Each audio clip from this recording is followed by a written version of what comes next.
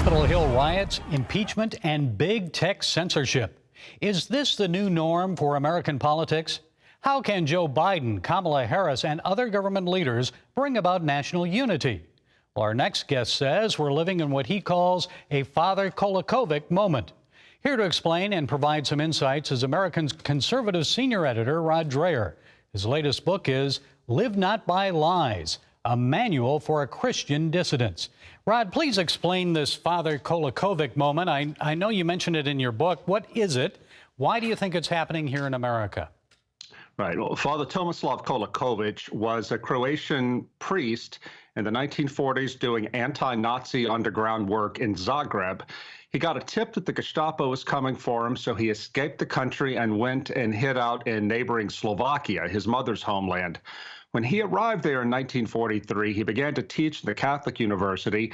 He told his students, the good news is the Germans are going to lose this war. The bad news is the communists are going to be ruling this country when the war is over. The first thing they're going to do is come after the church. We have got to be ready for it. So what Father Kolakovic did was prepare prayer groups of students who would come together to pray, to study scripture, but also to study the signs of the times and to figure out how to prepare for coming persecution. Father Kolakovic's prayer groups spread throughout the country very quickly. Every town of any size had one. Now, his bishops told him, Father, you're being alarmist, you're scaring people, it will never happen. But Father Kolakovic knew the communist mindset, and he knew what was going to happen when they took power. Sure enough, Gary, as soon as the Iron Curtain came down in that country, the communists came after the church with a stern, horrible persecution. The groups that Father Kolakovic set up were the backbone of the underground church for the next 40 years. I firmly believe that we're in a similar moment here in America now. Christians of all kinds, Catholic, Protestant, Orthodox, have got to take advantage of this moment of liberty we have to get our networks in place to prepare for persecution. Yes, a good friend of mine actually was in Prague, is from Prague, and was there in 1968 as a child when those tanks moved in. So big tech, free speech. Is this just a momentary blip on the radar screen, Rod, or do you expect this will get worse? Oh, no, this is definitely going to get worse. In my book, Live Not by Lies, I talk about this as the beginning of soft totalitarianism. Soft totalitarianism because it's not going to have gulags and secret police, the things that the Soviets had.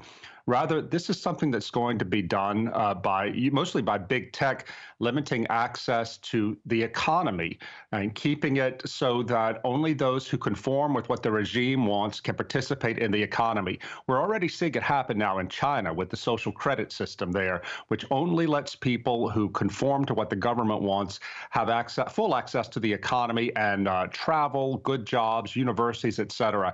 I think we're going to see an informal version of that happen right here in America, and the hammer is going to come down on conservatives and traditional Christians.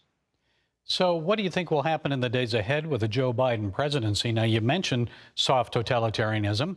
Are we advancing down that road under Joe? What do you expect?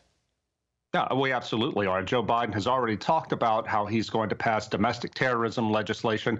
We're going to see people designated as terrorists, people who have no interest in terrorism at all, who do not support violence, but who simply question the way things are done in this country, and they do so from the right. I believe that Christians, conservative Christians, are going to be targeted too, and there will be no discrimination between us peaceful conservative Christians and those who want violence. But here's an important point too, Gary. It's not simply going to come from the government, and may not mostly come from the government. It's going to come from big business and big tech, who will be using their freedom in our free market society to marginalize and oppress deplorables, which include political conservatives and religious conservatives. Well, we've even seen some of that already with the COVID-19 pandemic. If you are against wearing a mask, you become ostracized on by big tech.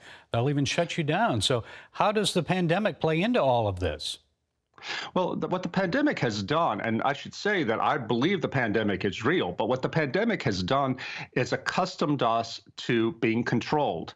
It has put us in a position and a mindset of fear and control, and where we can be open to being told what to do by the government. And I think that this has been a dry run, if you will, for greater control. And I think that insofar as Christians have not used this time, this pandemic time, to prepare ourselves for the long run, for what it would mean to be faithful under a long period of oppression, then we have wasted our time. There's no more time to waste. Well, more on that then, Rod, as we wrap this up. Then how should conservatives and Christians, Catholics, evangelicals in this country respond to all this? What do we need to do?